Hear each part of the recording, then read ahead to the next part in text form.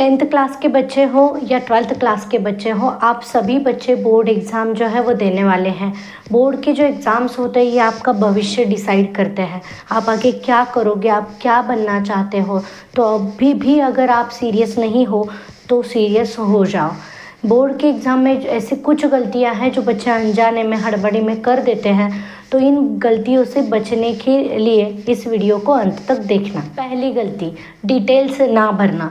तो देखो, आपको जो कॉपी दी जाती है, मतलब आंसर शीट दी जाती है, और एक जो ओ एम आर सीट दी जाती है, उसमें आपके जो पूरे डिटेल्स है वो आपको भरना पड़ता है। मतलब देखो क्या क्या हो सकता है, वहाँ पे साइन है, आपका नंबर है, स्कूल का नेम होगा, सेंटर नेम होगा, सेंटर कोड होगा, ठीक है।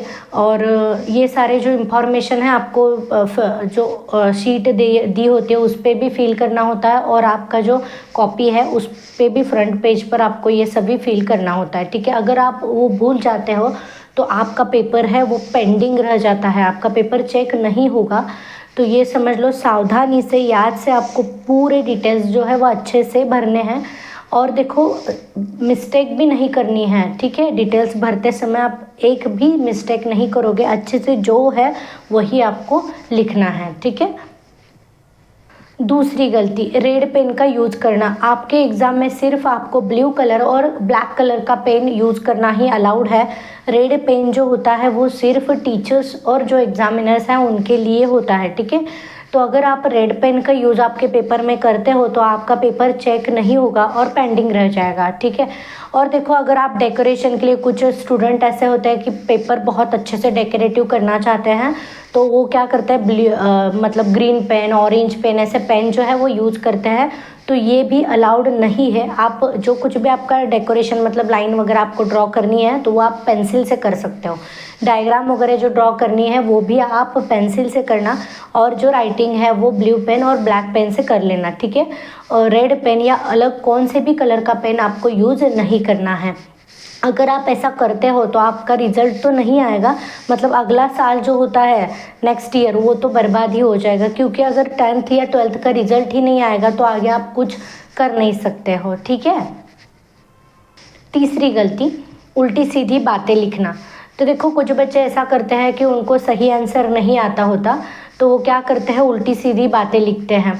उल्टी सीधी मतलब कौन सी, देखो बातें, मतलब फिल्मी स्टोरीज लिखना, फिल्मी सॉन्ग्स लिखना, हालांकि इतना भी गालियाँ देना, धमकी देना, ऐसा कुछ भी पेपर में लिख लेते हैं। अगर आप ऐसे करते हो तो आपका पेपर जो है वो चेक तो नहीं होता, तो आपका जो रिज़ल्ट है वो फेल आ जाता है, ठीक है। तो आपको ये समझ लो, आपको जो आंसर आता है रिलेटेड कंटेंट आप लिख सकते हो, बट आप ऐसा कुछ भी नहीं लिख सकते।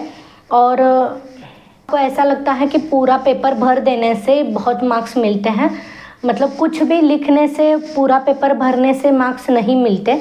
अच्छा कंटेंट, रिलेटेड कंटेंट हो तो ही मार्क्स मिलते हैं। आप लोग क्या करते हो, कुछ भी लिख के पेपर भर देते हो, इसका मतलब ऐसा नहीं है आपको एक्स्ट्रा मार्क्स मिलेंगे। आपने जो कुछ भी लिखा है वो देख कर ही एग्जामिनर जो है आपको मार्क्स देता है, ठीक है।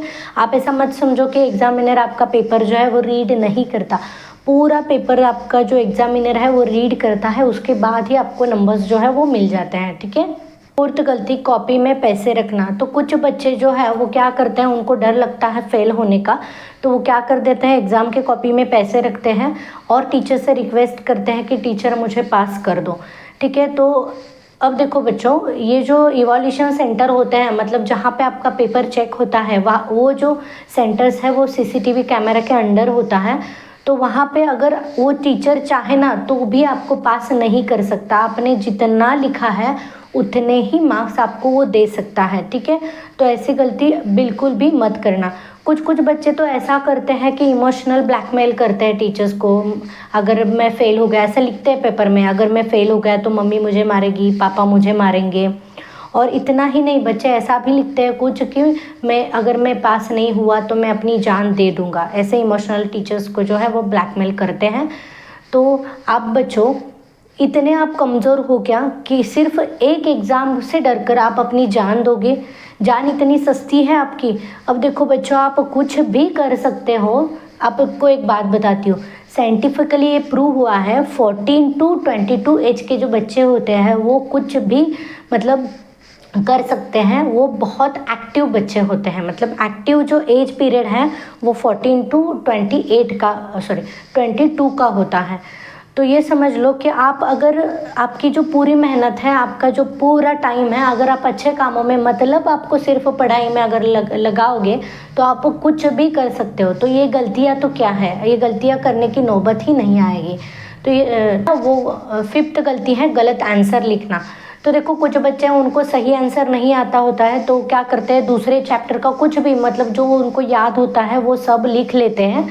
और मतलब देखो अगर आप रिलेटेड कंटेंट लिखते हो, मतलब जो क्वेश्चन पूछा है उसके रिलेटेड कंटेंट आप अगर लिखते हो तो 1-2 मार्क्स आपको मिल सकते हैं। बट आपने क्वेश्चन एक पूछा है, आपने आंसर दूसरे कौन से तो चैप्टर का लिखा है, तो आपको ऐसे मार्क्स नहीं मिलेंगे, आप ऑब्वियसली आप ही फेल ही हो जाओगे। ठीक है, तो बच्चों देखो आपको ये इंफॉर्मेटिव लगी हो तो चैनल को लाइक करो, शेयर करो, सब्सक्राइब करो। ऐसे ही आपके एग्ज़ाम रिलेटेड जो इंफॉर्मेटिव वीडियोज़ हैं हम आपको देते रहेंगे। Thank you for watching. और कमेंट में बता देना कि ये वीडियो आपको कितना इंफॉर्मेटिव लगा।